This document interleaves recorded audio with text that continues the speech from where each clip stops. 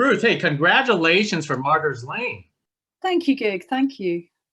Now it's being showcased at the Fantasia Festival, and it's also going to be premiering on Shudder. How do you feel about that? I'm really excited. It was it was a long haul to make the film, a few years in development, and then we kind of got hit by COVID, like a freight train in post. So post took a bit longer, and it was a real challenge. And I was just focused on getting it out there, and it's so lovely now to have the Fantasia exposure and the Shudder as well, and the fact that Fantasia are very passionate about it, and Shudder seem to love it as well, and yeah, it's very exciting, and it's going to get seen, and it's a really great thing to have finally. I know it's when I got access to watch some of these Fantasia festival films. Yours was like the first one I actually checked out before they even made the pitch to even speak to you, and then I was like going, oh yeah, I would love to speak to Ruth about this. Oh, amazing. Fantastic. I'm so glad. Thank you. So let's start off with the easy question. Where did the original idea came from? Because the story is like so mesmerizing. Oh, thank you. Yeah, it's been kind of percolating away in my mind, my imagination for quite a long time, I think. It's not an autobiographical story, but there's a kind of seed of autobiographical element in it, which is the kind of setting. I grew up in this big old house that belonged to the church, and I was alone quite a lot because my family and my siblings and my parents were older. So that child's eye view is mine, even though the story is fictional. And then, growing up, I loved the Gothic literature tradition, the movies I loved. Actually, realizing there's quite a lot of Spanish ghost stories that I loved, a kind of Spanish ghost story tradition, cinematic tradition. Spirit of the Beehive is a beautiful film by Victor Arithe about two kids and these beautiful spontaneous performances, and the child played by Anna Torrent, filtering what's happening in the adult world through her own child imagination. It's quite dark and it's very beautiful. And then there's Guillermo del Toro, Devil's Backbone, Pan's Labyrinth, there's The Orphanage, all those kind of films. There's even Inarritu's Beautiful with Xavier Bardem, which has this lovely ghost story element. So all those things, I think, kind of percolated away and came through in Martyr's Lane. That is great references. Now I'm actually thinking about it. I could totally see how this film is actually relatable to those other great films of those. Oh, good, yeah. But this is your first foray into the horror genre as a director for yourself, right? No. It's my first funded foray. So I had a micro budget feature called The Lesson, which is a very different film, 5 years ago. And then I did a black comedy micro budget feature after that. So it's my first foray into the kind of ghost story genre, definitely. And it was interesting because The Lesson was quite violent and visceral, and controversial, I think. And then this is much more about a family trauma, this film, and seeing that through a sort of slightly magical realist lens. So they're very different films, but I think they have something in common, which is the kind of different perspectives from children and adults, and how we see the world differently, and we struggle to communicate sometimes because our worlds are so separate, and where the worlds are separate and where they meet. I think maybe that's something they have in common. Now you mentioned your other films were micro budgets, and this one's not. How remarkably lucky and different are they? Yeah, I mean, this one would still be seen as a low budget movie, but not the kind of money we were borrowing money on our credit cards to make of my first couple of features. It was really great to have a bigger budget. It comes with much more with a great budget comes great responsibility. I mean, it comes with a lot more pressure and a lot more voices and a lot more, you've got to there's many things you have to do to achieve that. And that's why there was quite a long development process. And funding in the UK is tough. I know it's kind of tough everywhere, but there aren't many avenues for film funding, indie film funding in the UK. And it was a struggle, but yeah, it meant hopefully I could just push that vision and that world a little bit further, and aim a little bit higher. So that was really fantastic. But it was definitely still, it's still, I mean, a lot of people would think it's still a pretty low budget movie, I think, in terms of the budget. Now, a couple years ago, you did actually do Martyr's Lane as a short film. Was that a pitch short film, or was it an actual short film?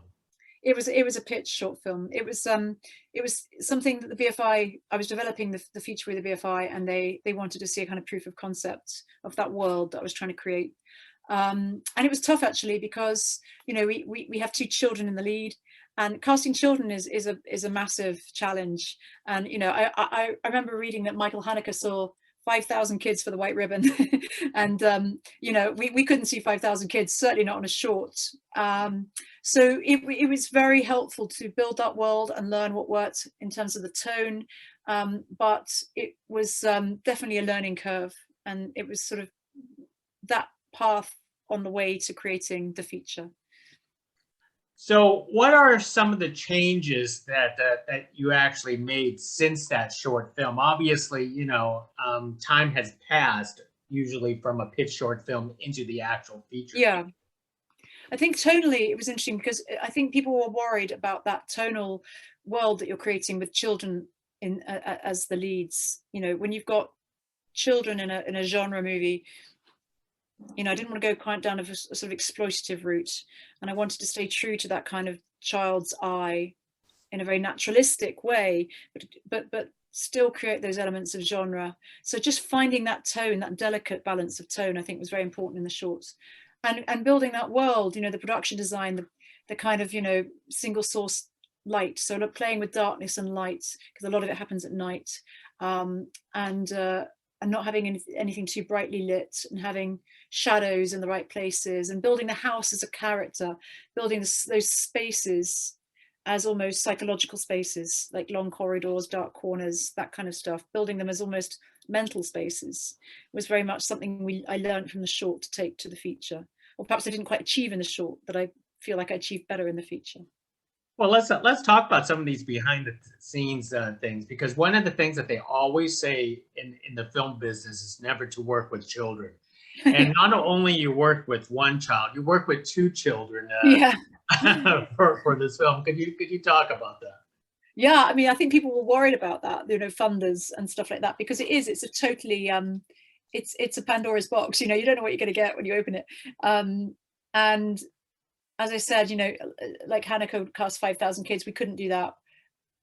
He saw 5,000 kids. So it was, we cast the net as wide as we could, but it was fairly limited. And it was about just finding children who could respond to direction and be really spontaneous, be in the moment. So not get sort of, you know, you get actory children who've been prepped by adults, and that's always a bad sign, because you give them a no or a suggestion, and they do it again. It's not their fault. You know, I think children are told to put a face on stuff a lot. You know, when you go to school, be brave, don't cry, you know, be confident, don't look weak, don't look, you know. And I think actually, when you're acting, you've just got to strip all that back and show how you're really feeling. And if you're feeling scared, you know, you've got to look scared, and to tap into those feelings. And these 2 children that we cast, you know, they were able to be very present, very spontaneous, be very truthful in their emotions, and in that immediacy of thought. And that's what drew me to them, I think. Absolutely. I think Kira and Sienna did very well for a film like this. It's you could feel the tension in relationships develop, you know, that they developed throughout the entire film. So that was terrific. Good. I'm so glad. Yeah, they had a really interesting chemistry, those 2, and I think that comes across. I was also very astonished about the costume and makeup for Rachel. Could you talk about that, because you know, it started off as one thing, and then you could see the transformation throughout the entire film. Yeah, that was something that was very, very important, I think. Yeah, I talked very closely with my costume designer and my production designer in the art department. They were fantastic. And yeah, my costume designer sort of handmade the dress and the wings, and it was about getting that kind of slightly timeless, nostalgic feel. So nothing too shop bought or definable, and then those textures that can decay, so that the lace that can rot, and the feathers that can get a little bit shabbier and moldier, and just getting that sense of something palpable that I guess there's this theme that things don't decay, people do, but things don't. But of course, some things like materials, some things that are closest to us as human beings do rot and do show our mortality. And it was important to kind of capture that in her whole design. Absolutely. Now, you mentioned earlier that the house itself was a character. Tell us about how you discovered this house, and is it in the middle of the woods, or is it actually in the suburban area somewhere, just with a lot of trees? It's really interesting because the house I grew up in was this massive house. We didn't own it, the church owned it, but it was this huge house falling apart, no heating, and it backed right onto the woods, so that you could almost see the shadows of the trees, as darkness fell, the shadows of the trees would like fall over the house. And so I thought, how are we going to find a house like this? With limited budget, we needed to stay within sort of the M25 London area for the budget. I thought all these houses got sold off by the church because they couldn't afford to renovate them. So I thought, we're not going to find it. And then we got tipped off by somebody that the producer knew, and it was an old vicarage, but it was in London on the top of Harrow Hill. So there's this really nice little village on the top of a hill in London, and if you go down the hill, it's hubbub, really busy London, normal London, and then you go up the hill and it's like it hasn't changed for 200 years. It's this beautiful little village, very rich, and there's a very posh school there called Harrow School, and right next to it is this really old vicarage that was totally empty. Now the school had bought it, but they hadn't started renovating it, so we were very lucky because it was empty. And it was just, I thought, yes, this will work. And we kind of we changed it slightly. We built this corridor upstairs, but it was all within that real location, the whole thing. And it was very, very cold because, like the house I grew up in, there was no heating, and we shot in the winter, so it was really, really cold. The asthma that Leah has, that's something I had growing up in this very damp house, and it was like reliving that all over again, I think. That is terrific. You are certainly very fortunate about that. Yeah, definitely. So anyways, let me wrap it up with one more thing with you, Ruth, because you just, this being a low, some people consider it as a low budget. You've done some micro budget films. That when you're doing films like this, does this spur like more creativity to get better results for you as a director? Yeah, totally. Yeah, I learn on every single job that I do, and I feel quite inside the genre now. I think I have a very good handle on it, and it was interesting tonally, this film, because it's a ghost story. It's got a lot of drama in it, a lot of human relationships in it, and that definitely interests me. But to take that even further into the genre world is something I'm quite interested in, and I think I learned how to do that on the movie. So yeah, and I've always worked with tiny crews, on with 5 people, where we all know what we're thinking, and we're very tight, and we're very passionate, and we work long hours. Of course, I had a much bigger crew, and making sure that you're all on the same page and you're all very focused on achieving that vision. That was quite a big learning curve for me as well. So yeah, I feel ready for the next challenge, I think. Well, it's excellent. And then I can't wait to see what you come up with next and speak to you again about it. Thank you, Gig. Thank you. I really appreciate it. Thank you for your time.